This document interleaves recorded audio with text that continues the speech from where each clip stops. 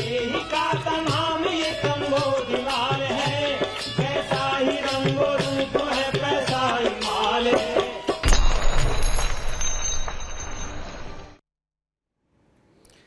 नमस्कार, मैं हूं शुभम शंकधर। आप देख रहे हैं मनी 9। समय हो गया है आपके favourite prime time show money central का। मेरे साथ स्टूडियो में मनी 9 के एडिटर अंशुमान तिवारी जी जुड़ गए हैं। सर, बहुत स्वागत है आपका। नोएडा में मानसून की बारिश नहीं हो रही, लेकिन सर खबरों की बारिश खूब है। आज हमारे मनी सेंट्रल में भी 7-8 खबरों को जगह मिली है। सबसे जरूरी, सबसे बड़ी खबर कौन सी जिस पे हम चर्चा करेंगे? शुभम, मनी सेंट्रल में आपका भी स्वागत है और सारे दर्शकों का भी स्वागत है। नोएडा में नहीं, लेकिन गुजरात में बारिश काफ़ी ज़्यादा है और अहमदाबाद में और गुजरात के इलाकों में बाढ़ की जो स्थिति है वो काफ़ी चिंताजनक है। लेकिन सब जगह पूरे देश में बारिश की स्थिति ऐसी नहीं है। हम समझने की कोशिश करेंगे कि मानसून कुछ जगह ज़्यादा और कुछ जगह कम क्यों बरस रहा है और खरीफ की फसलों का पर उसका क्या असर है। लेकिन इसके साथ बहुत दिनों बाद हम वापस रूस की तरफ लौटेंगे और देखने की कोशिश करेंगे कि आखिर पुतिन क्या कर रहे हैं G20 देशों के और G7 देशों के और यूरोप के देशों की इस कोशिश के खिलाफ कि पुतिन को सस्ता तेल बाजार में बेचने से कैसे रोका जाए। तो कहां से शुरुआत होगी, कौन कौन से मुद्दे आज मनी सेंट्रल का हिस्सा होंगे, इसके लिए आप देखिए ऑन द शो। शुरुआत होगी रूस से। पश्चिमी देशों को पुतिन की चेतावनी। अब कैसे सुधरेंगे श्रीलंका के हालात, इस पर चर्चा करेंगे। बुरे फंस गए मस्क। जी हां, ट्विटर डील में मस्क बुरे फंस गए हैं, इस पर चर्चा होगी। दिखने लगा रूठे मॉनसून का असर।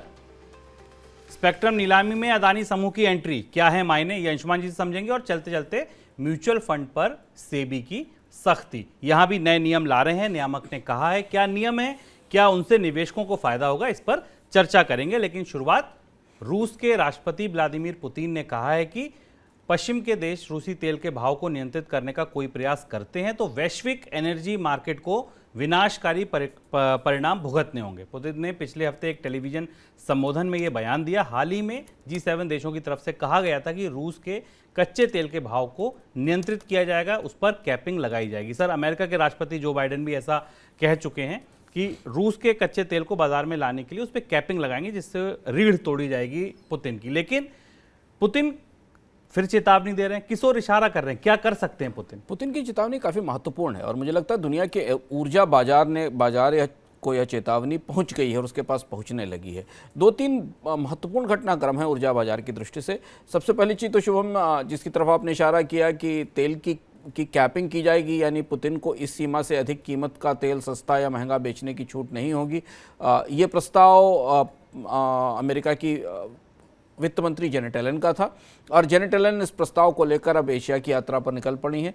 इंडोनेशिया में वो बाली में इंडोनेशिया में G20 देशों की बैठक में हिस्सा लेंगी। वहाँ वो भारत को और बाकी देशों को इस बात के लिए सहमत करने की कोशिश करेंगी कि वो इस पर राजी हो जाएं, क्योंकि अगर पूरी दुनिया इस बात पर राजी नहीं होती, खासतौर पर तेल आयात करने वाले देश इस पर राजी नहीं होते, तो पुतिन पर यह पाबंदी या प्रतिबंध काम नहीं करेगा। ये कूटनीतिक पेशबंदी अमेरिका की तरफ से शुरू हुई है। दूसरी तरफ पुतिन की चेतावनी इसलिए महत्वपूर्ण है कि पुतिन जिस तरफ संकेत दे रहे हैं कि यदि उनको मजबूर किया गया कि वो तेल की कीमत को एक निर्धारित स्तर पर रोक कर रखें तो शायद वो तेल बंद कर सकते हैं बाजार में आपूर्ति के तौर पर। और अगर वो तेल बाजार में आपूर्ति बंद करेंगे तो गोल्डमैन सैक्स की वो भविष्यवाणी, जिस पर लगातार बाजार में चर्चा हो रही कि कच्चे तेल की कीमत $300 और $350 से ऊपर पहुंच सकती है प्रति बैरल, इसका खतरा दिखाई दे रहा है। और पुतिन ने इसलिए प्रलय शब्द का, कैटास्ट्रॉफी शब्द का इस्तेमाल किया है अपने संबोधन में। पुतिन ने गैस के बाजार में लगभग इस तरीके की स्थिति पैदा कर दी है, क्योंकि यूरोप के कई सारे देशों में जहां पाइपलाइन से गैस जाती है वहां पुतिन अपनी गैस को रेगुलेट कर रहे हैं, बंद कर रहे हैं, रोक रहे हैं। यूरोप की सारी अर्थव्यवस्थाओं में एनर्जी इन्फ्लेशन या ऊर्जा की महंगाई अपने रिकॉर्ड स्तर पर है। और अब यहां से एक बड़ी अजीब कशमकश शुरू होती है। पुतिन को रोकने के लिए दुनिया उन पर सख्ती करेगी, पाबंदी करेगी और लड़ाई अब पूरी तरह प्रतिबंधों की शुभम ऊर्जा के बाजार में आकर बैठ गई है। अब लड़ाई बाकी चीज़ों से हटकर सीधे ऊर्जा को लेकर है कि क्या पुतिन को एनर्जी को हथियार के तौर पर इस्तेमाल करने की छूट दी जाएगी या उन्हें रोकने के बदले दुनिया कितना महंगा और उसकी क्या कीमत चुकाएगी। और ये अगले 15 दिनों में 20 दिनों में सबसे महत्वपूर्ण घटनाक्रम होने वाला है। सर, एक तरफ पुतिन की चेतावनी, दूसरी तरफ ओपेक का उत्पादन, तीसरी तरफ कच्चे तेल के भाव $100 के आसपास। क्या भविष्य का रुख आपको दिखता है? कहाँ आपको लगता है कि तेल की कीमतों में ये तेजी बनी रहेगी या कुछ नरमी आएगी? अगर शुभम G20 देश और बाकी देश, दुनिया के देश राजी हो जाते हैं और पुतिन के ऑयल प्राइस पर कैपिंग आ जाती है, उस कैपिंग को लागू करने का मैकेनिज्म तैयार हो जाता है, जिस पर हम पिछली बार चर्चा कर चुके हैं कि जो फिनेंशियल सिस्टम के इंश्योरर, बैंकर और रिफाइनेंसर्स हैं, इनके जरिए ये सख्ती लागू की जाएगी ताकि पुतिन सस्ता तेल बेचे, उन्हें ज़्यादा फायदा ना हो और बाजार में तेल भी आता रहे। अगर ये सब सेट हो जाता है तो अंतर्राष्ट्रीय बाजार में कच्चे तेल की कीमतें बढ़ने की पूरी गुंजाइश है, और जिसका खतरा और जिसकी आशंका बराबर दिखाई दे रही। इसीलिए मंदी की आशंकाओं के बाद भी आप कच्चे तेल की कीमतों को $100 से नीचे जाता नहीं देख रहे हैं। 100 से 106, $105 के आसपास है, और अगर आप ब्रेंट की बास्केट देखें तो $110 से ऊपर है ब्रेंट की जिस बास्केट के आधार पर। दूसरी और महत्वपूर्ण बात तेल बाजार की तरफ से एक और तेल की कीमतें ऊंची रहने की संभावना है, वो ये कि ओपेक प्लस देशों का उत्पादन अभी भी अपने प्रोडक्शन टारगेट से, दैनिक प्रोडक्शन टारगेट से करीब 2.5 मिलियन बैरल पर डे कम है।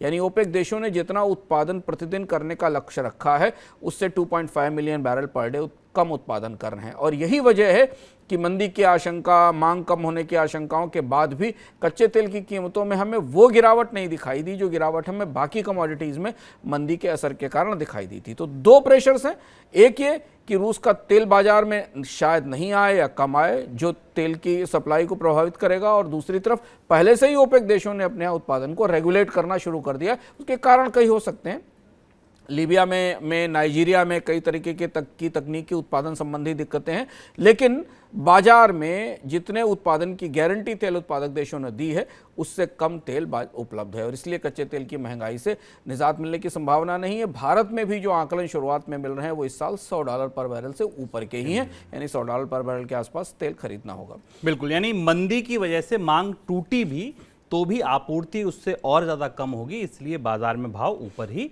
रहेंगे। अब बात श्रीलंका की। आर्थिक संकट की वजह से श्रीलंका पूरी तरह तबाह हो गया। श्रीलंका में राजनीतिक माहौल अराजक बना हुआ है।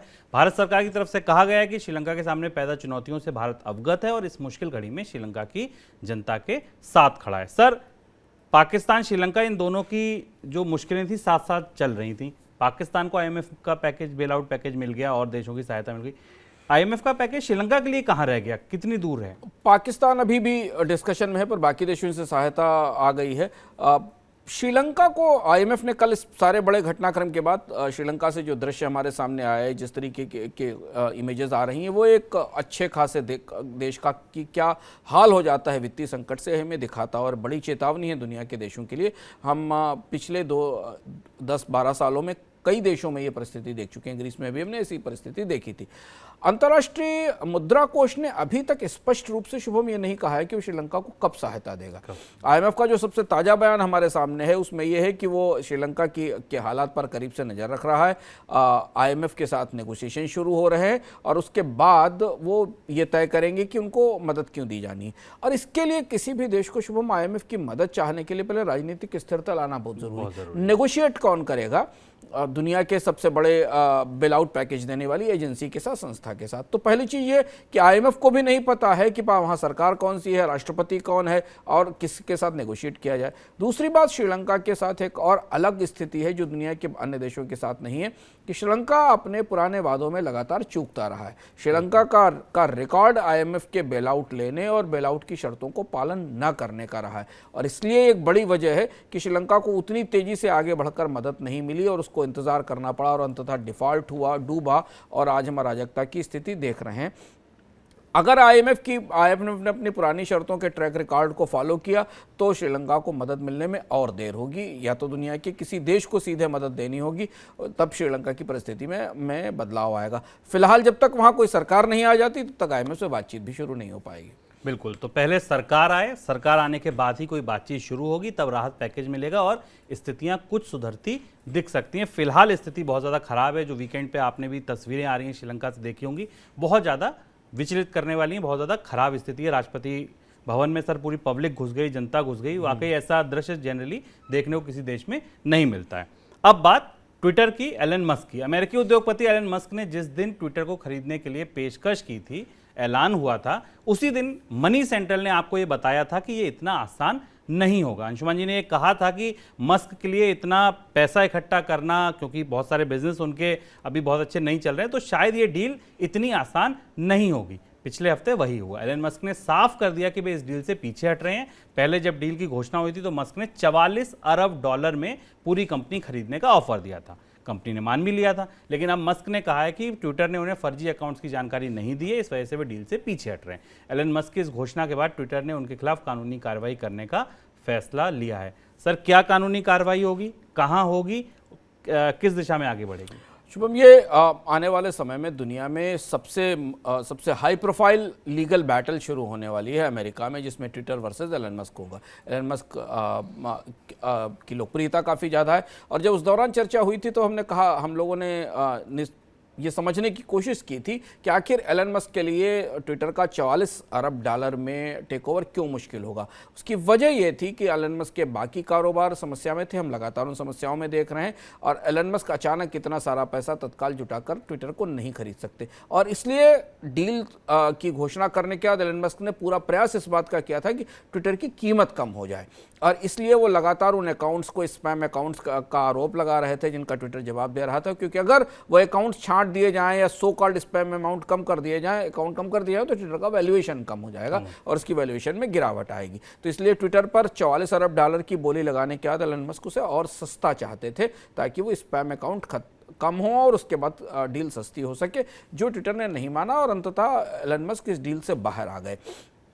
अब ये पूरा मुकदमा डेलवेयर की अदालत में लड़ा जाएगा अमेरिका में, जहां पर इस अदालत की एक्सपर्टाइज है अधिग्रहण के मामलों को निपटाने की और अधिग्रहण के झगड़ों को निपटाने की। इस पूरे मामले में ट्विटर के पास एक किस्म की लीगल बढ़त है, एज है, क्योंकि जो पुराने किस्सों का इतिहास बताता है, और अमेरिका में इस तरीके की लड़ाइयों के पुराने इतिहास रहे हैं अदालतों में, जैसे कि दो जर्मन कंपनियों के बीच में, दवा कंपनियों के बीच 2018 में इसी तरीके का एक डिस्प्यूट हुआ था, जिसमें फेयरनेस का भी और एकॉरान के बीच हुआ था। एक बड़ी दो कंपनियों का ब्यौरा हम पढ़ रहे थे, जो फूड प्रोडक्ट से आती हैं, उन दो कंपनियों के बीच में भी इसी तरीके के विवाद हुए थे। डेलवेयर की अदालत आमतौर पर ऐसा माना जाता है कि ये कोशिश करती है कि दोनों कंपनियां लिटिगेशन के साथ पैरेलल किसी समझौते और सहमति पर पहुंच जाएं, और अधिग्रहण वास्तविक स्थिति में सक्रिय हो जाए और सामने आ जाए। जो शुरुआती सूचनाएं हमें मिल रही हैं, उस हिसाब से ट्विटर को इस बात के लिए बाध्य करना मुश्किल होगा एलन मस्क की तरफ से अदालत में, कि वो जिन अकाउंट्स को फेक बता रहे हैं वो वास्तव में फेक है, और उनकी जानकारी दे। और अगर अदालत ने ये बात इंटरवीन किया और वो अकाउंट वास्तव में फेक निकले, तो फिर शायद इस डील की प्राइस या वैल्यूएशन कम हो सकती है। तो वाकई बुरे फंस गए एलन मस्क। राज्यों की सरकारी कंपनियों के विनिवेश को बढ़ावा देने के लिए केंद्र प्रोत्साहन दे सकता है। रिपोर्ट्स की माने तो राज्य को केंद्र की तरफ से उतनी ही राशि प्रोत्साहन के तौर पर देने की बात कही गई है, जितनी राशि राज्य को कंपनी के विनिवेश से मिलेगी। हालांकि राज्यों के लिए पहले आओ पहले पाओ की तर्ज पर केंद्र ये प्रोत्साहन देगा। सर, ये प्रोसेस आगे कितना बढ़ेगा, कैसे बढ़ेगा, और कितनी राशि प्रोत्साहन के तौर पर दी जा सकती है? 5,000 करोड़ रुपए का भी सेंटर ने एक फंड बनाया है। निजीकरण की दिशा में काफ़ी बड़ा प्रयास है और काफ़ी महत्वपूर्ण प्रयास है। पहली बार केंद्र सरकार खुलकर राज्यों को अपनी कंपनियों को बेचने के लिए प्रेरित कर रही है, प्रोत्साहित कर रही है। उसके आंकड़े हम आपको आगे बताते हैं कि वो कंपनियां कितनी और उनकी संख्या कितनी बड़ी है। जो फैसला, जिसके संकेत हमें मिल रहे हैं, उस हिसाब से करीब 5,000 करोड़ रुपए का एक फंड बनाया गया है, जो SPSE, जिनको स्टेट पब्लिक सेक्टर अंडरटेकिंग कहा जाता है, उनके एसेट मॉनेटाइजेशन के लिए होगा। यहाँ पर करीब 1,000 करोड़ के आसपास मदद राज्यों को दी जाएगी। राज्यों के PSUs पर के डिसइन्वेस्टमेंट पर शुभम लंबी चर्चा नहीं होती, लेकिन जो आंकड़े हमारे सामने उपलब्ध हैं, जो कि CAG की रिपोर्ट आई थी 2015-16 में, वो बताती है कि भारत में राज्यों में के 16 लार्ज स्टेट्स में, बड़े राज्यों में 1173 सरकारी PSUs हैं, 1173 सरकारी कंपनियां हैं, इनमें से ऑलमोस्ट 2/3 पब्लिक सेक्टर कंपनियां ऐसी हैं जो बड़े राज्यों में नॉन वर्किंग हैं, जो काम नहीं कर रही, जो बंद पड़ी हुई हैं। ओवरऑल अगर आप माने तो एक क्वार्टर कंपनियां हैं लगभग 1173 PSUs में से जो काम नहीं कर रही हैं। इनमें टोटल इन्वेस्टमेंट 11,68,000 करोड़ रुपए का है। 2015-16 का आंकड़ा है। जो पैसा सरकारों की, राज्य सरकारों की पूंजी इसमें फंसी हुई है। कुछ कंपनियों में बड़ा निवेश है और कुछ कंपनियों में कम है। सबसे ज़्यादा संख्या सरकारी पब्लिक सेक्टर अंडरटेकिंग की केरला, कर्नाटका, गुजरात, वेस्ट बंगाल, तमिलनाडु और उत्तर प्रदेश में। इसके बाद बाकी जगह कंपनियां कम संख्या में हैं। सबसे ज़्यादा नॉन वर्किंग कंपनियां भी इन्हीं राज्यों में आती हैं। तो अब अगर केंद्र सरकार इस बात पर दबाव बन, इनके टर्नओवर का भी आंकड़ा हमारे सामने है, उसके हिसाब से करीब 8,000 करोड़ रुपए का टर्नओवर 2011 से 12 से 2016 के बीच में इनका टर्नओवर 8,439 करोड़ रुपए से 17,000 करोड़ रुपए के आसपास हो गया था। अगर केंद्र सरकार, इसमें राज्यों की कुछ प्रॉफिट मेकिंग पीएसयूज भी हैं, शायद राज्य सरकारें उन्हें पहले बेचने की कोशिश करेंगी। लेकिन अगर ये मुहिम तेजी से आगे चलती है तो हम सरकारी कंपनियों के निजीकरण का नया दौर राज्यों में भी शुरू होता देखेंगे। बिल्कुल, और जैसा अंशुमान जी ने कहा, ये बहुत महत्वपूर्ण और बहुत बड़ा रिफॉर्म है अगर सरकार इस पर आगे बढ़ती है तो। देश में खरीफ फसलों की बुआई का सीजन पीक पर पहुंच चुका है, लेकिन अभी भी खरीफ का रकबा पिछले साल के मुकाबले 9% से ज़्यादा पिछड़ा हुआ है। 8 जुलाई तक देश भर में 406 लाख हेक्टेयर में खरीफ बुआई दर्ज की गई है, जबकि पिछले साल इस दौरान 448 लाख हेक्टेयर की फसल लग चुकी थी। सर, कौन सी फसलों में ज़्यादा दिक्कत है, कहाँ पे अभी ठीक ठाक है स्थिति? अब धान जो कि खरीफ की सबसे प्रमुख फसल है, उसमें करीब 24% के रकबे की गिरावट दिखाई दे रही। और दूसरी और महत्वपूर्ण फसल तिलहन, ये दोनों उसमें करीब 20% की गिरावट है। ये दोनों ऐसी फसलें हैं जो सीधे महंगाई को प्रभावित करती हैं। बाकी आंकड़े हमारे सामने स्क्रीन पर हैं। अगर आप ध्यान से देखें तो सबसे ज़्यादा कमी हमको धान में और तिलहन में दिखाई दे रही है। दलहन लगभग ठीक ठाक है, मोटे अनाज भी लगभग ठीक ठाक हैं, गन्ना पिछले बार से बेहतर है, कपास भी पिछले बार से बेहतर है। लेकिन एक तो खरीफ के रकबे में पिछले साल के मुकाबले कोई बहुत बड़ी बढ़ोतरी इन फसलों में नहीं दिखाई दे रही, और जो गिरावट है उसने ओवरऑल खरीफ की फसल को की संभावनाओं को कमज़ोर किया है।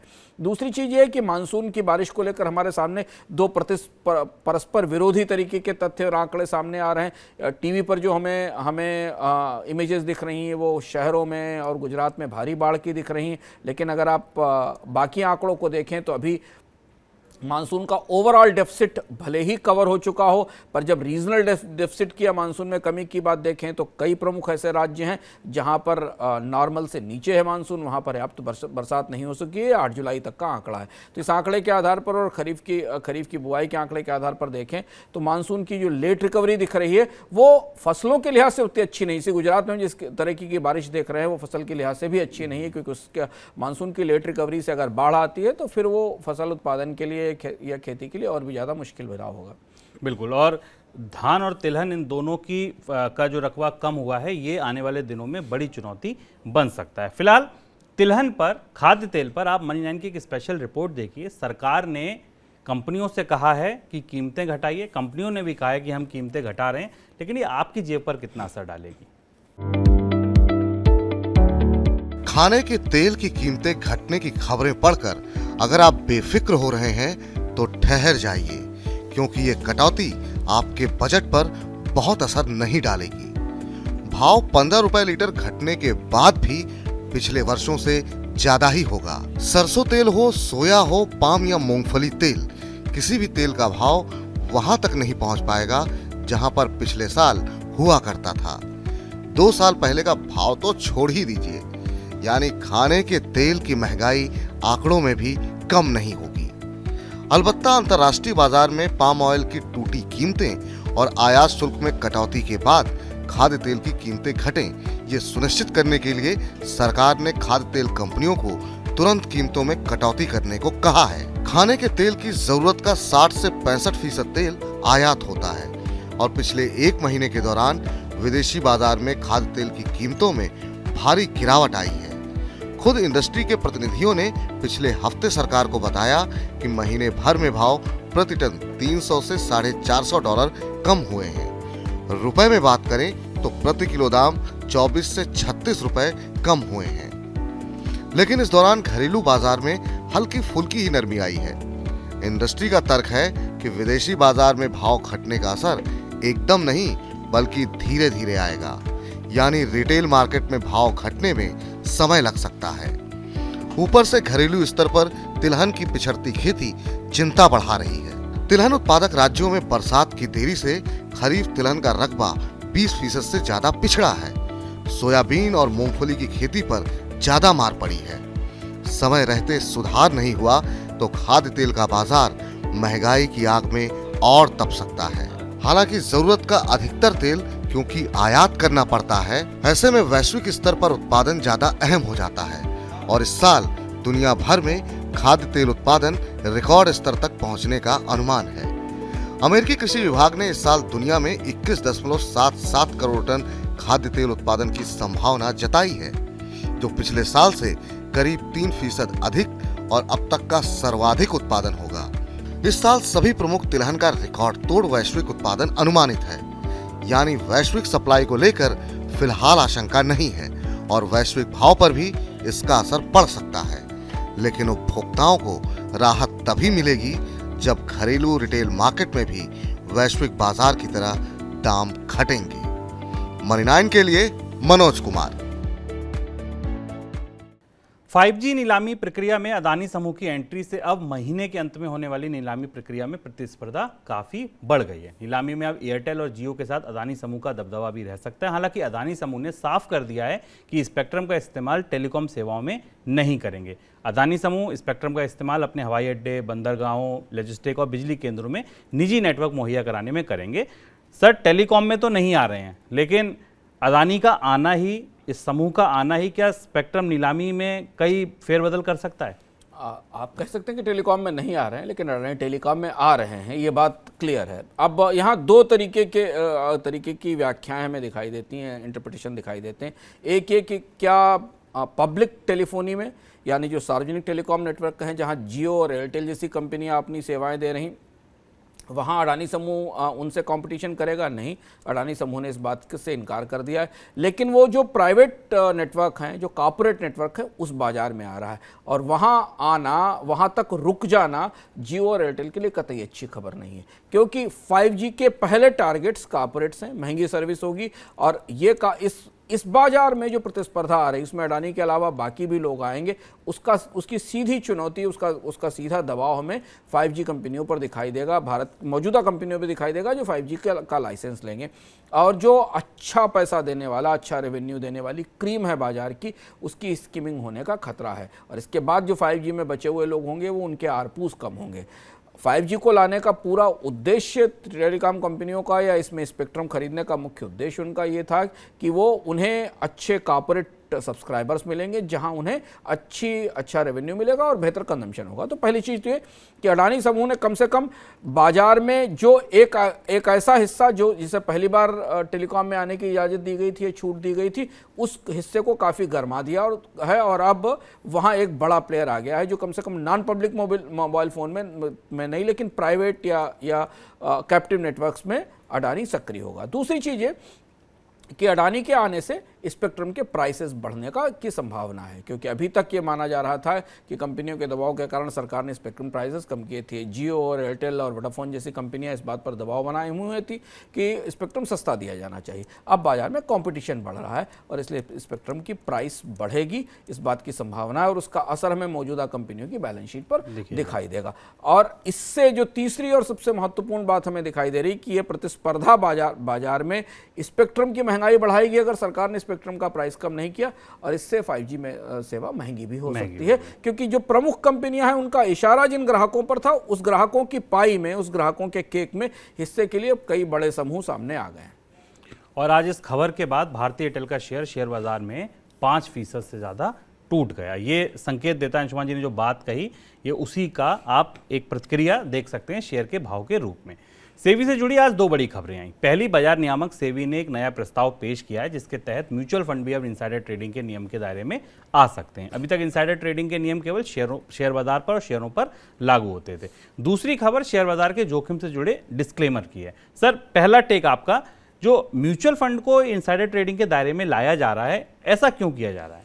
हम पिछले शुक्रवार को सेबी ने एक डिस्कशन पेपर इंडस्ट्री के बीच में डाला है जो पहली बार म्यूचुअल फंड कंपनियों को इनसाइडर ट्रेडिंग के नियमों के दायरे में लाता है। आमतौर पर अभी तक शेयर कारोबार ही इनसाइडर ट्रेडिंग के दायरे में था। ये माना जाता था कि म्यूचुअल फंड कंपनियां काफ़ी ट्रांसपेरेंट हैं और वहाँ इस तरीके की गफलत या इस तरीके का बाजार के मूवमेंट का लाभ उठाने की कोशिश नहीं की जाएगी। पर सेबी के पास हाल के महीनों में कुछ ऐसे मामले आए और कुछ ऐसी शिकायतें आई हैं जिसमें रजिस्ट्रार, म्यूचुअल फंड का रजिस्ट्रार और म्यूचुअल फंड के ट्रांसफर एजेंट जिन्हें बाजार के मूवमेंट की जानकारी थी, उन्होंने कई सारे स्टॉक्स पहले बेच लिए और जिसका नुकसान बाद में निवेशकों को उठाना पड़ा।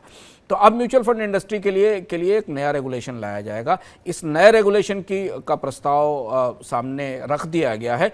इसकी प्रमुख चीज़ें जो हो सकती हैं, जो हमें संकेत मिल रहे हैं, उस हिसाब से पहले तो ये कि जो म्यूचुअल फंड की तरफ से बाजार में ट्रेड करने वाले लोग होंगे या जो ट्रेडिंग पर्सन होंगे, उनके इमीडिएट रिलेटिव्स को प्री क्लियरेंस लेनी पड़ेगी बाजार में किसी तरीके की शेयर खरीदने के लिए। मान लीजिए एक म्यूचुअल फंड मैनेजर है जो बाजार में ट्रेड कर रहा है और उसका कोई रिलेटिव इंडिपेंडेंट ट्रेडर के तौर पर, स्वतंत्र निवेशक के तौर पर बाजार में खरीद रहा है, तो उसे ये डिस्क्लोज करना पड़ेगा कि उसको पहले से अप्रूवल लेनी होगी। क्योंकि यही वजह थी कि म्यूचुअल फंड इन्वेस्टर के पास ये जानकारी थी और उसने वो जानकारी किसी को पास ऑन कर दी और उसने पहले स्टॉक्स खरीद लिए। तो पहली चीज़ जो सेबी ने इस दस्तावेज में प्रपोज की, उस हिसाब से म्यूचुअल फंड्स को काफ़ी डिस्क्लोजर्स करने पड़ेंगे, खासतौर से वो मैनेजर जो एक्टिव ट्रेड करते हैं, स्टॉक्स को खरीदते हैं म्यूचुअल फंड की तरफ से।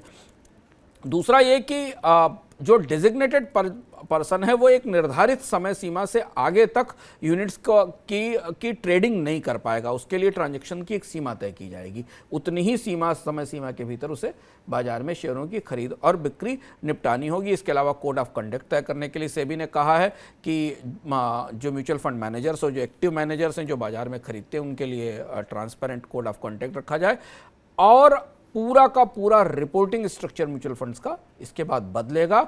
उन्हें सारे ट्रेड्स का, म्यूचुअल फंड यूनिट्स की होल्डिंग का, जो म्यूचुअल फंड ट्रेडिंग में, जो म्यूचुअल फंड्स की तरफ से स्टॉक की ट्रेडिंग में सीधे जुड़े हुए लोग हैं, उनके बारे में हर जानकारी को सामने लाना पड़ेगा।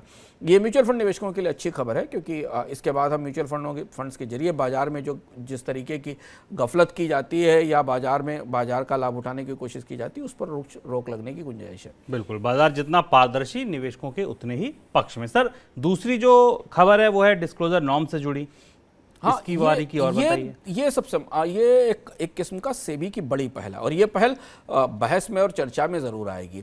सेबी ने ये कहा है, सेबी का एक प्रस्ताव है जो आज अखबारों में रिपोर्ट हुआ है कि सेबी समय समय पर शेयर बाजार की गति क्या है, दिशा क्या है, इसके बारे में निवेशकों को बताएगा। उसका तरीका क्या होगा स्पष्ट नहीं है, लेकिन एक किस्म से वो ये चाहता है कि बाजार में हर्ड मेंटेलिटी ना आए, भेड़ की तरह या भीड़ की तरह बाजार में खरीद और बेचकर निवेशकों को नुकसान ना हो, इसलिए रेगुलेटर बाजार के डायरेक्शन को, बाजार के रिस्क को समय समय पर बताएगा। ये अपने आप में एक अनोखी बात है कि मार्केट का रिस्क डिस्क्लोजर रेगुलेटर बताए। आमतौर पर ये बात रेगुलेटर्स नहीं करते हैं पूरी दुनिया में। रेगुलेटर्स का काम मार्केट को एज इट इज चलने देना है। रिस्क इन्वेस्टर का, ट्रेडर का, ब्रोकर का अपना होता है, वो अपने तरह से उसे समझते हैं। रेगुलेटरी नियम बनाता है कि मार्केट को इस तरह से चलना चाहिए, इसमें सेकेंडरी मार्केट में, प्राइमरी मार्केट में काम करने वाली कंपनियों को ये नियम फॉलो करने चाहिए।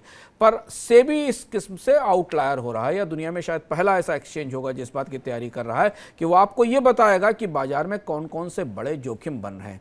भारत में निवेशकों की दृष्टि से ये खासा महत्वपूर्ण है, रेगुलेटरी चेंजेस की दृष्टि से खासा महत्वपूर्ण है। अगर भारत का रेगुलेटर ही आपको ये बताने लगे कि बाजार में कौन कौन से जोखिम मौजूद हैं, कौन कौन सी चीज़ें कहाँ कहाँ खतरा है, तो ये निवेशकों को सतर्क करने के लिए ज़रूरी है। जो सूचनाएं आमतौर पर उनके पास नहीं आती हैं जोखिम को लेकर, क्योंकि बाजार में अधिकांश प्लेयर किसी न किसी कारोबार से जुड़े होते हैं, शेयर बेचने खरीदने के, तो वो उन जोखिमों को नहीं बताते जिनको मार्केट रेगुलेटर दूर से देखकर बता सकता है। पर क्या सेबी के एक्ट में इसके लिए बदलाव होगा? क्या सेबी का ये फैसला बाजार के रुख को, ट्रेंड को और पारदर्शिता को प्रभावित नहीं करेगा?